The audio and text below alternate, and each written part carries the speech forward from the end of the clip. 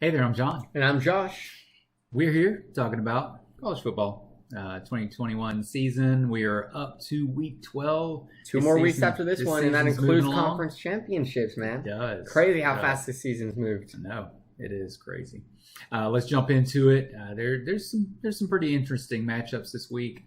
One of them that is interesting is number 7 Michigan State's going to be at number 4 Ohio State. Mm-hmm.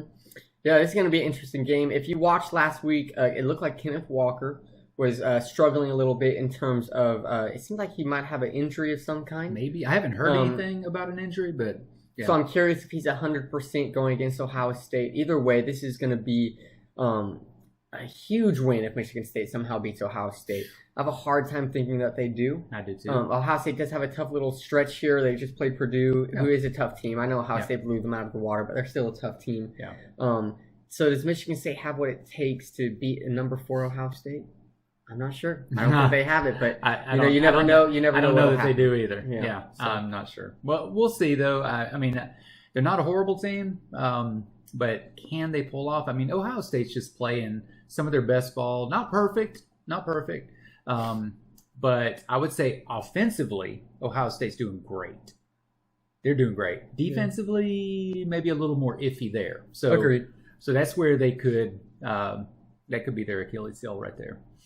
Number 21 Arkansas is going to be at number 2 Alabama. This is an interesting matchup because we were talking just a little bit ago that the Alabama, in a sense, outside of Texas A&M and Ole Miss, they really haven't been tested this season because in hindsight, the teams that they have played, like Miami, have ended up being really poor teams. Miami, Florida, LSU. Yeah.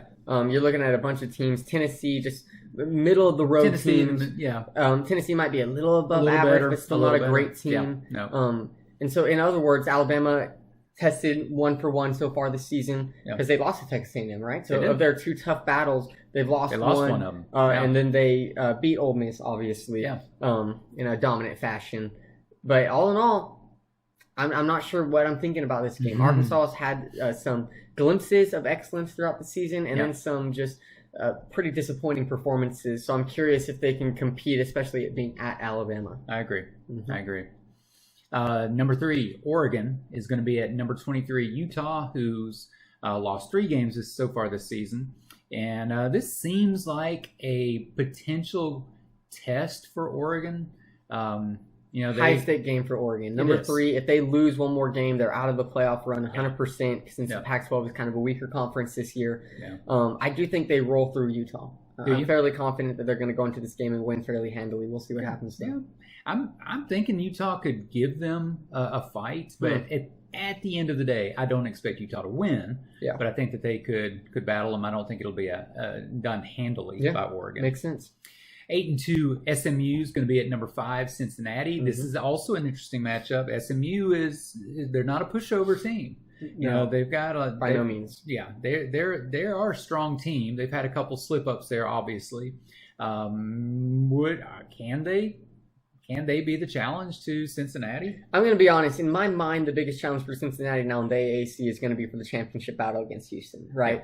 I don't think SMU, especially after getting exposed in that Houston game themselves, they are going to compete against Cincinnati very much. Okay. And it seems like whenever there's actual pressure on Cincinnati, they usually go above and beyond in terms of performance. Yeah. So I think Cincinnati comes in here and gets the job done. Yeah. Of course, the big argument with Cincinnati is that their only really solid win this season was Notre Dame. And all their other competition has not been stellar competition. Nope. It's been less than middle of the road. Yeah, I know. I was reading a stat the other day, and it was I think the top 6 teams in their strength of schedule, and Cincinnati was in the hundreds, while every other team in the top 6 was in, I think, at least the top 50 in terms of which is why they're not getting the respect and being put up into even though they're still undefeated and everything. But, if you want to get mad about Cincinnati not being ranked, let's also remember Oklahoma was number 8 before last week before they lost. Yeah. and they were also undefeated. Yeah. So clearly it's not just a jab against a group of 5 team. They're looking at every team and what they're performing right now. And Cincinnati has not been winning some of these games decisively. No, they have not. It's just sort of okay. Yeah. Number 10, Wake Forest is going to be at 7-3 Clemson. And typically this is a no-brainer game. Clemson comes in and destroys Wake Forest. But this year we're looking at a weakened form of Clemson. Yeah. And Wake Forest, they did have that disappointing loss. But this is still the dream season for Wake Forest, man. It Number is. 10 in the country, only 1 loss in the ACC. If they come in here and do business against Clemson, they're really going to be looking good towards the end of the week or end of the season here for the conference championship. So I think Wake Forest can go in here and beat Clemson. And especially, can you imagine? I mean, you're facing a team that typically just whips you upside, all the way up and back on the field. And now's your chance. Right, exactly. You've got the team. And funnily enough, like as much crap as Clemson's getting, they only have 3 losses this season, That's 7-3. exactly They're not right. actually doing that bad. That's So exactly right. they're clearly not. They're not as good as they used to be, but they're not as bad as people claim they are either. So we'll see what Clemson does here. That's right. It's easy to ignore Clemson at this point, and you probably shouldn't do that. Not if you're Wake Forest Forest. better not do that. Number 11, Baylor is going to be at 7-3 Kansas State. Once again, Baylor's been exposed, but they've also shown some brilliance this season, which is why they're number 11. Kansas State, though, is not a pushover. It's 7-3. By no means. Yeah, Kansas State's a good team, 7-3. Honestly, there's a lot of, I would say, above average teams in the Big 12 with nobody really standing out too much besides Baylor and Oklahoma State right now. Yeah. So Baylor winning this would be a huge win for them. It would be. Especially 7-3 Kansas State. Yeah. All right, those are probably our biggest games, except for when we talk about upsets. Yeah. Those are probably our biggest games, but a few others just to mention. We've talked about UTSA. They're still winning. They're One still of the undefeated. 4 remaining teams that are undefeated. That's so right. Good for them. So UAB is going to be going to San Antonio to face UTSA, who's currently number 22. I thought it was at UAB. Originally I thought so too, but nope. So here we go. The Blazers are going to be there. Can the Blazers give them a fight? I mean, the Blazers are not doing 3 horrible. losses for That's UAB. right. Honestly, I just love the UAB program in and of itself just because of their story of losing their entire football team, immediately getting it back a couple years later and immediately competing in their conference and now moving to, I believe, the AAC. So, moving up in the world, you'd love to see it. UTSA, kind of out of nowhere, Roadrunners have been doing fantastic this season. This would be a killer game for UAB to win. If they beat UTSA, that would be a huge deal for them. It's definitely one I want to watch. I'm not sure what's going to happen. Are you about to say that being said? Yeah, that being essentially, last time I chose UTSA to lose the game, they won handily. So no comments. Yeah, we'll see what they can do. 9-3 Louisiana. They're going to be facing 7-3 Liberty. Yeah. What do we think is going to happen here? Louisiana's definitely had a better season than I would have predicted. Liberty probably doing a little worse than I was expecting going into the season. I think Louisiana has the upper hand on Liberty right now. Okay. Yeah. We'll see. We'll see. It'll be interesting to see how that one plays out. Then we have 5-5 Virginia Tech facing a 5-5 Miami. So again, one of the reasons we wanted to mention this is just because of all the controversy over this past week. There's actually a number of teams who've had controversy regarding coaches. Virginia Tech, definitely one of those, losing Fuente. And I think this game's interesting. Virginia Tech just lost Fuente. I think Miami loses a couple more games this season. Danny Diaz is gone.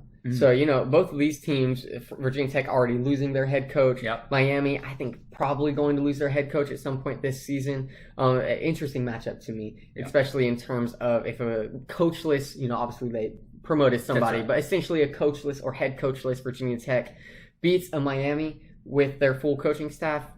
I don't know. Even more concerns than there already are if that happens. So I just don't like seeing coaches removed before a season's done, no matter what the reason is. You almost have to respect LSU for the way that they did it, where they're like, we are going to part ways, but it's your team, it's your boys. You can finish out the season here. You finish it, or just wait until the end of the season. That's also an option. I think that's more for attention and saying, we're doing something for our program. Well, see, what also sucks, and one of the reasons I hate it, just while we're on this rant, is, big Power 5 team like Virginia Tech lose their head coaching job, and all of a sudden all these Group of 5 teams, head coaches, there's all these rumors that start happening, where even if, let's just say UTSA, UTSA, for example, I bet their head coach is somewhere on these recruiting boards for a new head coach for these guys.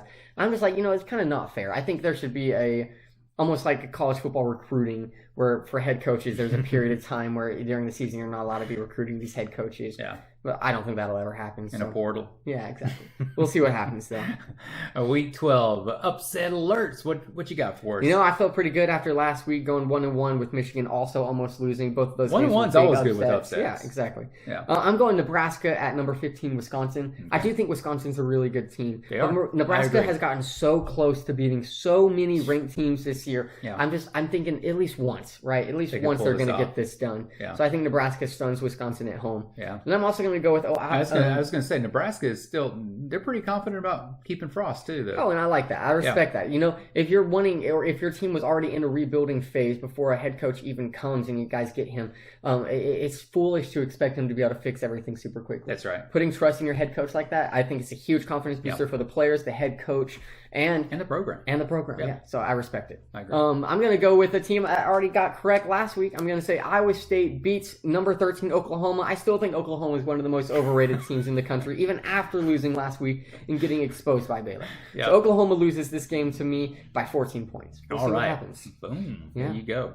All right. So that's our look at what's coming up. Week 12. Go Broncos.